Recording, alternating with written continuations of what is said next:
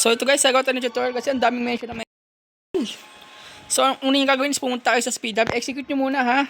Yung script nito nasa script channel, huwag kayong tanong ng tanong. So anong una yung gagawin is pumunta kayo sa speed hub sa main, tas andito yung automation shovel. Tapos wag yung sa tree, yung sa fruit ha. Huwag kayong search nyo lang dito Candy Blossom or kahit anong tree na meron kayo. Example, bone blossom. Kunyari, bone. Yan, ganyan. Tapos pag okay ng lahat, gawin nyo lang 100 kahit anong trip nyo. Tapos, pagtapos nun, ang next nyo na magagawin is i-place nyo na yung seagull nyo. The more, the better. Tapos pag after nyo ma-place, i-place nyo na yung dinosaur nyo, yung dinosaur.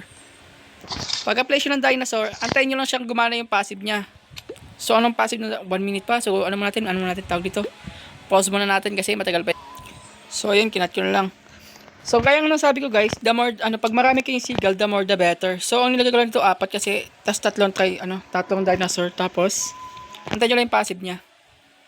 Kaya, madami akong dinosaur kasi ang dami kong tanim na Candy Blossom. So, ayun. So, yung sabi ko, wait nyo lang yung passive nya. Tapos, habang naka-on yung auto shovel, diba? Yan. Kapag gumana na yung passive ng dinosaur na yan, magsisimula na yan siya. Yan. Yan. Diba? Okay na.